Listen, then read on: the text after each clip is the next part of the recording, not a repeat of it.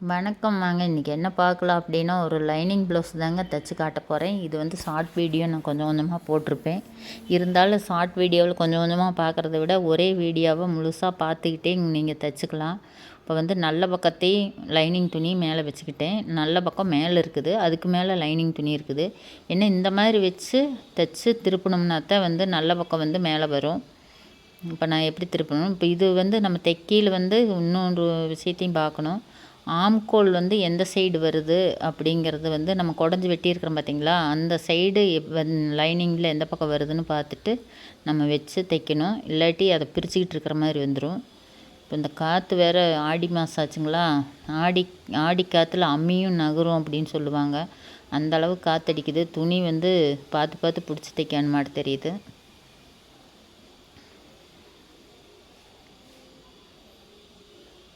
இந்த மாதிரி வந்து ஒரு தையல் ஓட்டி அப்படியே நான் வந்து ஊசி எடுக்காமல் அப்படியே திருப்பி எல்லாம் சுற்றி வரும் ஒரு தையல் ஓட்டிக்கலாம்.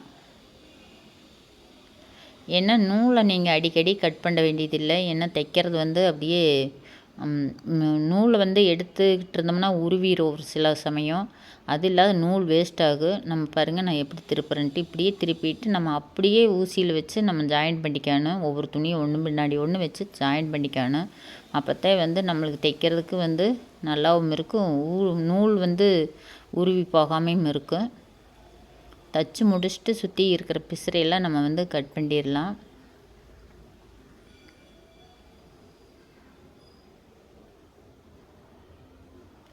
பாருங்கள் தச்சு முடிச்சாச்சு. இதில் வந்து பிசுரை கட் பண்ணிக்கலாம்.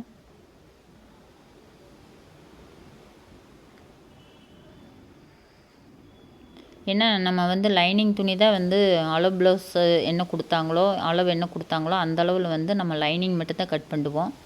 இப்போ வந்து மெயின் துணி வந்து கொஞ்சம் அதிகமாக தான் விட்டு கட் பண்ணுவோம். ஏன்னா நம்ம தைச்சி முடிச்சுட்டு லைனிங் துணி வச்சு அதில் வச்சு தைச்சிட்டு அப்புறம் மீதம் இருக்கிறத வந்து நம்ம கட் பண்ணி விட்டுருவோம்.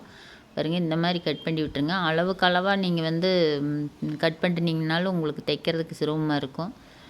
இந்த மாதிரி கொஞ்சம் மெயின் ப்ளவுஸ் வந்து கொஞ்சம் பெருசாகத்தான் இருக்கும். அதனால் வந்து நம்ம கொஞ்சம் அதிகமாக விட்டு கட் பண்ணிக்கலாம். பாருங்க ரைட் சைடு லெஃப்ட் சைடு கரெக்டாக இருக்குதான்னு பார்த்துங்க. ஆம்கோல் குடஞ்சி வெட்டுனது வந்து கரெக்டாக இருக்குதான்னு பார்த்துக்குங்க. ஏன்னா அப்போ தான் இல்லாட்டி கையை மாற்றி தைச்சிருந்தாலும் இதாகிரும், வீணாக போயிடும் ப்ளவுஸு. அதனால் நம்ம கரெக்டாக இருக்குதான்னு பார்த்துக்குங்க. நீ அடுத்து வந்து கிராஸ் துணி வந்து தைச்சிக்கலாம். இது வந்து கிராஸ்லேயே வந்து நம்ம எந்த பக்கம் இருக்குதுன்னு பார்த்துக்குங்க. பார்த்துட்டு துணி வந்து மாறாமல் வந்து நம்ம வச்சு தைச்சிக்கலாம். ஏன்னா நல்ல பக்கம்தான் மேலே இருக்கணும். லைனிங் துணி அதுக்கு மேலே வச்சு நம்ம திருப்பணும். நெக்கு வந்து அடிச்சுட்டு திருப்பிக்கலாம். இந்த மாதிரி நெக்கை அடிச்சுட்டு திருப்பிக்கலாம். திருப்பினோம்னா வந்து நல்ல பக்கம் மேலே வந்துடும். நம்ம வந்து ஏதோ ஒரு பெண்கள் வந்து ஏதோ ஒரு தொழில் செய்யணுங்க. நம்ம கையில் ஒரு வருமானம் வேணும். நம்ம கையில் வருமானம் இருந்தால் யாரையும் நம்ம வந்து எதிர்பார்க்க வேண்டியதில்லை. நம்ம ஒரு கடைக்கே போகிறோம், நம்ம வந்து இவ்வளோ வேணும் அவ்வளோ வேணும் காசு வந்து நம்ம கேட்டுக்கிட்டு இருக்க வேண்டியதில்லை. நம்ம கையில் இருந்தோன்னா நம்ம இஷ்டத்துக்கு வந்து நம்மளுக்கு பிடிச்சதை ஏதாவது வாங்கலாம். அது இல்லாத நம்ம ஒரு சேமிப்பும் சேர்த்து வைக்கலாம். வச்சுருந்தா நம்ம கையில் காசு இருந்தால் நம்மளுக்கு ஒரு மகிழ்ச்சியாகத்தான் இருக்கும். அந்த மாதிரி பெண்கள் வந்து ஏதோ ஒரு கைத்தொழில் செய்கிறது ரொம்ப சிறந்தது. பாருங்க நெக்கு திருப்பியை தைச்சிட்டு பூரா சுற்றி வர ஒரு தையல் ஓட்டிக்கிட்டு வந்துடலாம். இப்போ நெக்குக்கு வந்து பைப்பிங் வேணும் அப்படின்னா பைப்பிங் வச்சுக்கலாம். இல்லை லேஸ் வச்சு தைச்சி கொடுங்க அப்படின்னா நம்ம ப்ளவுஸ் தைச்சி முடிச்சுட்டு நம்ம என்ன வேணாலும் பண்ணலாம். ஏன்னா ப்ளவுஸ் கையில் வந்து பார்டர் இருக்குது, கைக்கு வேண்டியதில்லை. இப்போ நெக்குக்கு தான் வந்து ஒரே ப்ளைனாக இருக்குது. அதில் வந்து என்னால் எனக்கு ஏதாவது வச்சு கொடுங்க, லேஸ் வச்சு கொடுங்க, பைப்பிங் அடித்து கொடுங்க அப்படின்னா நம்ம தைச்சி கொடுக்கலாம். இல்லை அப்படின்னா விட்டுடலாம். பாருங்கள் துணி வந்து நம்ம லைனிங் துணியை நம்ம வந்து என்ன பண்ணுறேன்னு பாருங்கள். கரெக்டாக நேர் வச்சுக்கணும். நேர் வச்சுட்டு நம்ம கையில் வந்து இப்படி நல்லா கரெக்டாக இருக்குதான்னு பார்த்துக்கணும். அப்போ தான் வந்து சுருக்கடிக்காமல் வந்து வரும், இல்லாட்டி கிராஸாக போயிடும். ஏன்னா துணி எக்ஸ்ட்ரா இருக்கிறனால லைனிங் வந்து நம்ம கையில் அமுத்திக்கிட்டு அடி துணியும் வந்து கையில் அமுத்திக்கிட்டு கரெக்டாக தையல் சுற்றி வரம் போட்டு எக்ஸ்ட்ரா இருக்கிற பிசுரை நம்ம கட் பண்ணி விட்டுறணும்.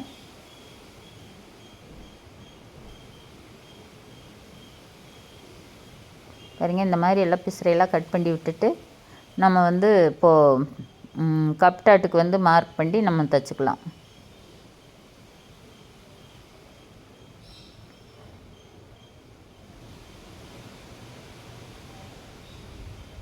கீழே வந்து முக்கோணமாக இல்லாமல் இந்த மாதிரி ரவுண்டாக இருந்தால் தாங்க கப்பு அழகாக வரும். நான் இந்த ப்ளவுஸில் பாருங்கள் காட்டுறேன்.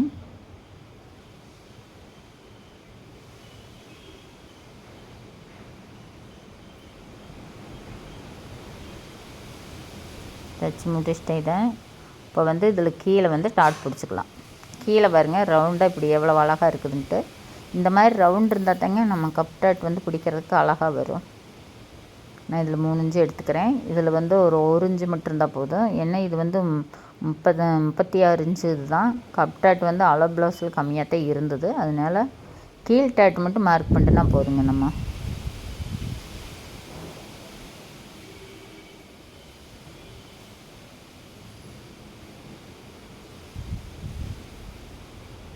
டாட் பிடிச்சிக்கலாம்.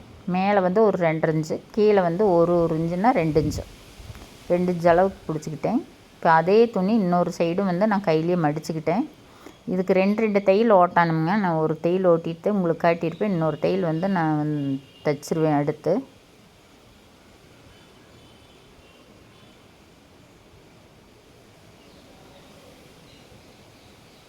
இந்த மாதிரி எல்லா தையலுமே ஓட்டிட்டு பாருங்கள் எவ்வளோ அழகாக வந்திருக்கும். இப்போ இதுக்கு இந்த ஆம்கோல்லேருந்து ஒரு டாட் வருது பார்த்திங்களா, அது வந்து கீழேருந்து மேலே வர டாட்டுக்கும் இதுக்கும் கையில் பிடிச்சி இழுத்து தைச்சோம்னாவே கரெக்டாக வரும். பாருங்கள் எப்படி வந்திருக்குன்ட்டு. நான் திருப்பி காட்டுறேன் பாருங்கள். இந்த தையலும் ஓட்டிட்டு பாருங்கள். கீழே இருக்கிற டாட் கையில் பிடிச்சிக்கிட்டு மேலே பிடிச்சிட்டு ஆம்கோல் பக்கம் ஒரு மடிப்பு மடித்து ஒரு தையல் ஓட்டுனா சரிங்க. அவ்வளோதாங்க. பாருங்கள் கப் டாட் வந்து கூர்மையாக இல்லாத சில பேர் போட்டுட்டு எனக்கு குத்துற மாதிரி இருக்குது, அசிங்கமாக இருக்குது, என்னால் போடவே முடியல அப்படிம்பாங்க. அந்த மாதிரி வராதுங்க. இந்த மாதிரி தைச்சா பாருங்கள் ரெண்டுமே எப்படி இருக்குன்ட்டு. பாருங்கள் எப்படி அந்த ஒரு கூர்மையாக இல்லாமல் எப்படி இருக்குது. நெக்கு எவ்வளோ ரவுண்டாக இருக்குதுன்னு பாருங்கள். அவங்களுக்கு தகுந்த ரவுண்டு. இப்போ வந்து இது பின்னாடி துணி. இந்த துணியில் என்ன பண்ணலாம் அப்படின்னா, நான் வந்து லைனிங் வந்து அளவாக தான் கட் பண்ணியிருப்பேன். இப்போ கீழே மெயின் துணி தாங்க அதிகமாக விட்டுக்குவேன். அதிகமாக விட்டு அதைத்தான் நான் வந்து மடித்து தையல் ஓட்டுவேன். இப்போ நெக்கு நான் அடிச்சிட்டேன். இப்போ ஒரு தையல் ஓட்டிக்கலாம். தையல் ஓட்டிட்டு கீழ் துணி நான் எப்படி மடிக்கிறேன்னு பாருங்கள். ஏன்னா லைனிங் துணி வந்து நம்ம அளவு ப்ளவுஸில் என்ன உயரம் இருக்குதோ அந்த உயரத்துக்கு நம்ம வந்து கரெக்டாக கட் பண்ணிக்கலாம். கட் பண்ணிக்கிட்டு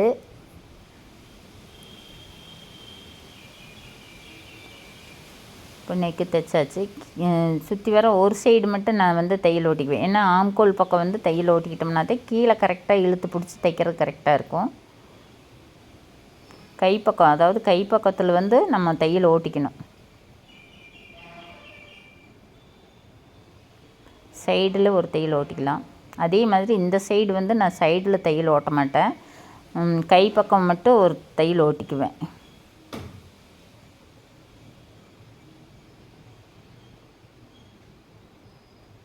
இந்த சைடு பாருங்கள் அது கரெக்டாக வச்சுட்டு கைப்பக்கம் மட்டும் வந்து ஆம்கோல்லேருந்து மேலே ஷோல்டர் வரைக்கும் நான் ஒரு தையல் ஓட்டிக்குவேன். இந்த மாதிரி நீங்களும் இந்த மாதிரி தைச்சி பாருங்கள். ஒரு சுருக்கம் வராது. லைனிங்கில் ப்ளவுஸுக்கு அதுக்கு கரெக்டாக அப்படியே ஒட்டுன மாதிரி வரும். இதுக்கு வந்து நான் பின்னுக்கு இது எதுவுமே குத்தலை பாருங்கள். இப்படி கீழே வந்து ஒரே மடிப்பு இப்படி உள்ளே ஒரு துணி மடித்து விட்டு மேலே மடிச்சுக்கலாம். இந்த துணி எக்ஸ்ட்ரா இருக்கிறதுனால இதுலேயே பார்த்தா உள்ளுக்கு 3 துணி இருக்குங்க. நம்ம மடித்து உள்ளே வரைக்கும் மடிக்கிற துணி, மேலே ஒரு துணி, உள்ள லைனிங் துணி இருக்குது. 3 துணி இருக்குது. இதே வந்து இடுப்பு பக்கத்தில் கீழே மடிப்பில் வந்து இதே திக்காக இருக்கும். இன்னும் கீழே வரைக்கும் விட்டோம்னா எக்ஸ்ட்ரா துணி சேர்ந்துக்கும். அப்போ வந்து ரொம்ப திக்காக இருக்கும். இடுப்பு துணி வந்து ரொம்ப கனமாக இருக்கிற மாதிரி இருக்கும். அதுக்காக வந்து நான் லைனிங் வந்து கரெக்டாக கட் பண்ணிக்குவேன் உயரத்தை. பாருங்கள் எவ்வளோ நீட்டாக இருக்குது பாருங்கள். இப்போ வந்து நம்ம ஷோல்டர்லேருந்து ஒரு டாட் போடும்ல பின்னாடி, அது போட்டுக்கலாம்.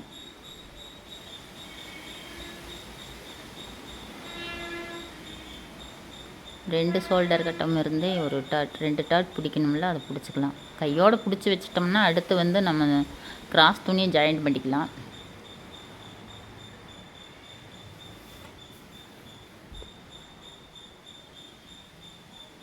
பாருங்க, கிராஸ் துணி, கை எல்லாமே நம்ம வந்து தைச்சாச்சு. இப்போ என்ன தைக்கணும், நீ அடுத்து பட்டி தைக்கணும்.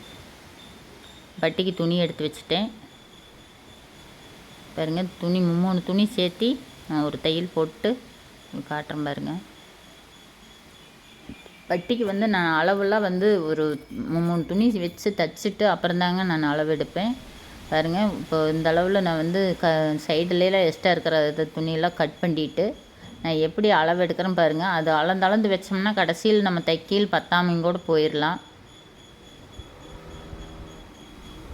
இப்போ ஒரு அளவாக வந்து நான் அளந்து வச்சுட்டேன். இப்போ மறுபடியும் நான் ஒரு மிச்சத்தை வந்து தைச்சி முடிச்சுட்டு அப்புறம் ஒருக்கா நான் அளந்து மார்க் பண்ணி நான் வந்து தைக்குவேன், பட்டி ஜாயின் பண்ணுவேன். இப்போ வந்து ஷோல்டர் ஜாயின் பண்ணிக்கலாம். ஷோல்டர் ஜாயின் பண்ணுறது எப்படின்னு கேட்டால் நெக்கு பக்கத்தில் வந்து கரெக்டாக வச்சுக்கணும். ஏன்னா நம்ம கை பக்கம் வந்து எச்சு கம்மியாக இருந்தாலும் நம்ம அதை கட் பண்ணி விட்டுடலாம். இப்போ கழுத்து பக்கம் வந்து நம்ம அடித்து திருப்பி இருக்கிறதுனால கரெக்டாக இருக்கணும். ரெண்டையுமே வச்சு தைச்சிடலாம். 2 தையல் ஓட்டிக்குங்க. இப்படி இந்த மாதிரி 2 தையல் ஓட்டிக்கலாம்.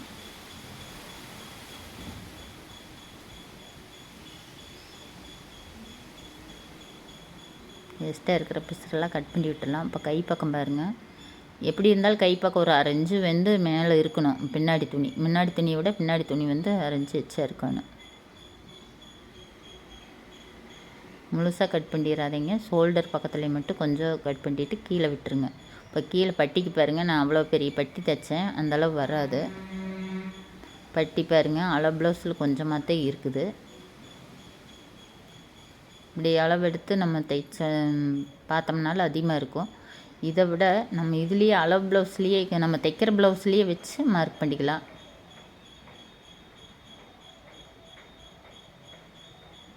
ஏதோ ஒரு சைடு வச்சு மார்க் பண்ணுறதுனாலே போதும். பாருங்கள், இந்த மாதிரி பட்டி வச்சுட்டு கீழே இறங்கவும் கூடாது. ஏன்னா நம்ம பின்னாடி துணியை விட முன்னாடி வந்து கிராஸ் துணி வந்து நம்ம கீழே இறங்கக்கூடாது, முன்னாடி துணி வந்து இறங்கக்கூடாது. பேக் துணியை விட ஃப்ரண்ட் துணி வந்து இறங்காமல் இருக்கிறது நல்லது. அப்போத்தான் நல்லாவும் இருக்கும். பாருங்க, இப்போ கரெக்டாக வச்சுக்கிட்டேன். இப்போ மார்க் பண்ணிக்கலாம். இந்த மாதிரி மார்க் பண்ணிவிட்டு நம்ம இதில் வந்து அரைஞ்சு விடணும். ஏன்னா நம்ம கிராஸ் துணியிலையும் காலஞ்சு போகும், பட்டி துணியிலையும் காலஞ்சு போகும். அப்போ வந்து அரைஞ்சுக்கு நம்ம வந்து விட்டு மார்க் பண்ணணும்னாத்தே கரெக்டாக வரும். இந்த மாதிரி அரைஞ்சு துணி வந்து விட்டுட்டு மார்க் பண்ணிவிட்டு தைச்சிட்டு காட்டுறேன் பாருங்கள், கரெக்டாக வரும்.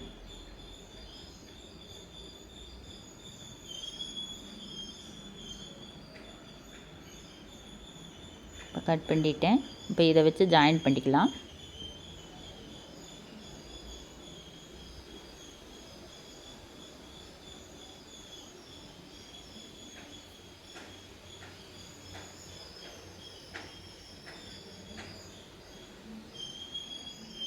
இப்போ இதை வச்சு ஜாயின் பண்ணிட்டு வச்சு பார்க்கலாம். பாருங்கள், கீழே கரெக்டாக இறக்கமெல்லாம் கரெக்டாக இருக்குது, மேலேயும் கரெக்டாக இருக்குது. கீழே வந்து இடுப்பை விட இது கீழே இறங்கலை பட்டி. அதே மாதிரி 2ஐயும் தைச்சிக்கலாம்.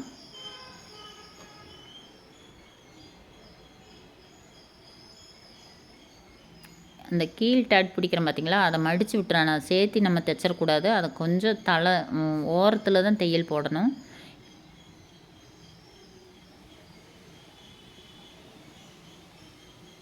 இதையும் வச்சு பார்த்துக்கலாம், இந்த சைடும் எப்படி இருக்குன்னு பாருங்கள். மேலே ஆம்கோல் பக்கம் எல்லாமே கரெக்டாக இருக்குது. இப்போ ஊக்கு வைக்கிற பக்கத்துலேயும் பார்க்கணும், ரெண்டும் கரெக்டாக இருக்குதான்னு பார்த்துக்கணும். மேலே கீழே இருந்ததுன்னா நம்ம எதையோ ஒன்றை வந்து கம்மி பண்ண வேண்டியது இருக்கும். கம்மியாக இருக்கிறத வந்து அதிகப்படுத்த முடியாது, அதிகமாக இருக்கிறத வந்து கம்மி பண்ணிக்கலாம்.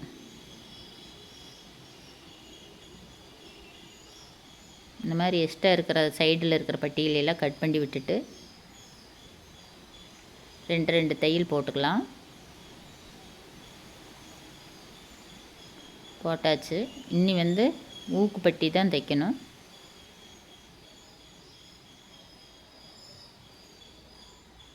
பாருங்க எவ்வளோ அழகாக கப் டாட்டில் வந்திருக்குன்ட்டு. இப்போ ஊக்கு பட்டி தைச்சிட்டேன். இப்போ கை ஜாயின் பண்ணிக்கலாம். கை அந்த ஷோல்டர் தையல் இருக்குது பார்த்திங்களா, அந்த இடத்துல நான் டாக்கா போட்டு விட்டுருப்பேன் பார்த்திங்களா, அதிலிருந்து கீழே நம்ம வச்சுக்கலாம். வச்சு கரெக்டாக இருந்ததுன்னா அப்படியே ஜாயின் பண்ணிக்கிட்டு வந்துடலாம். நான் ஜாயின் பண்ணி காட்டுறேன் பாருங்கள்.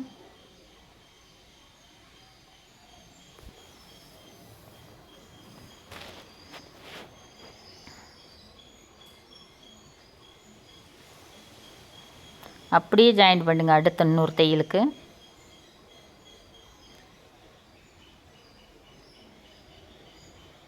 பாருங்க, தையல் போட்டு முடிச்சாச்சு. கைக்கு 2 தையல் போட்டாச்சு. இப்போ என்ன செய்யலான்னா, இப்படி நல்லா தையலை வந்து நம்ம கையில் இழுத்து விட்டுக்கலாம். இப்போ எப்படி கரெக்டாக வந்திருக்கு பாருங்கள் தையல். அடுத்த கை வச்சு ஜாயின் பண்ணிக்கலாம்.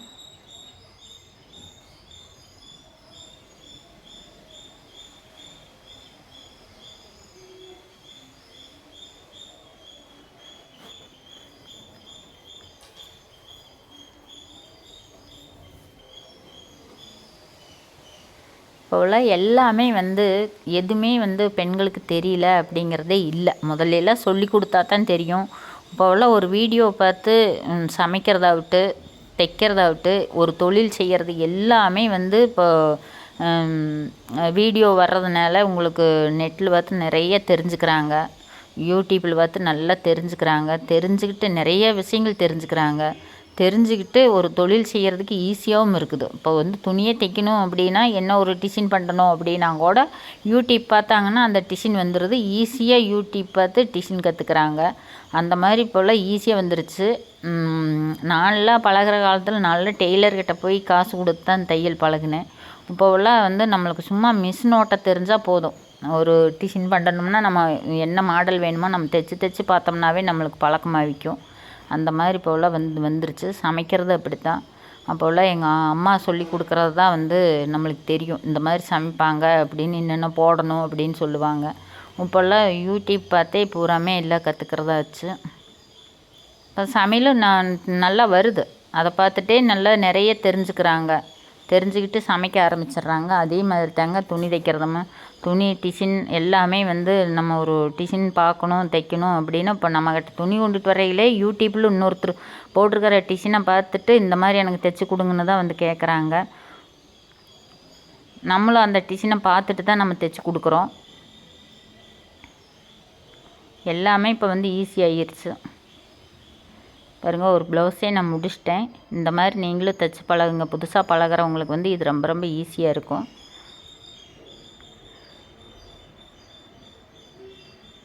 புதுசாக பார்க்குறவங்கன்னா சப்ஸ்கிரைப் பண்ணுங்க, கமெண்ட் பண்ணுங்க, நான் தைச்சி காட்டுறது கரெக்டாக இருக்குதா இல்லையா அப்படின்ட்டு. இப்போ வந்து இந்த நெட்டு தையல்கிட்ட முதல்லலாம் வந்து கை தனியாக உடம்பு தனியாக தைச்சிட்டு ஜாயிண்ட் பண்ணுவோம். இப்போ வந்து எல்லாமே நீளமாக பிரித்து விடணும் அப்படின்னு சொல்லி கேட்குறாங்க. இங்கே பாருங்கள், இதில் வந்து கரெக்டாக இருக்கானுங்க. 2 சைடுமே வந்து கரெக்டாக இருக்குதான்னு பார்த்துக்குங்க. ஏன்னா தையல் வந்து முன்னதாக இருக்கக்கூடாது. பெருக்கல் குறி மாதிரி கரெக்டாக இருக்கான்னு. அப்போ ஜாயிண்ட் பண்டையில் கையும் உடம்பே ஜாயிண்ட் நெட்டு தையல் ஓட்டுறது பெருசல்ல. ஆனால் அந்த ஜாயிண்டெல்லாம் கரெக்டாக வரானு. அப்போத்தே வந்து ப்ளவுஸ் வந்து கரெக்டாக இருக்குது அப்படின்னு தெரியும். இல்லைன்னா ஒரு பக்கம் இழுத்துக்கிட்டு இருக்குது அப்படிம்பாங்க. அவங்க சொல்கிறத விட நம்ம தைச்சி கொடுக்குற கரெக்டாக கொடுத்தா தாங்க அடுத்த டைம் வந்து நம்மளுக்கு துணி கொண்டாந்து கொடுப்பாங்க. பாருங்கள், ஒரு ப்ளவுஸே தைச்சி முடிச்சிட்டேன். இந்த வீடியோ பிடிச்சிருந்ததுன்னா கமெண்ட் பண்ணுங்க, ஒரு லைக் தட்டி விடுங்க. புதுசாக பார்க்குறவங்கன்னா சப்ஸ்கிரைப் பண்ணுங்க. நம்ம இனி அடுத்த வீடியோவில் அடுத்த ப்ளவுஸில் தைச்சி காட்டுறேன். இது தாங்க அளவு ப்ளவுஸு. அளவு ப்ளவுஸ் கொடுத்தாங்கன்னா அதை வச்சு நம்ம அளவு எடுத்து கரெக்டாக தைச்சிடலாம். அடுத்த வீடியோவில் சந்திப்போம். நன்றி, வணக்கம்.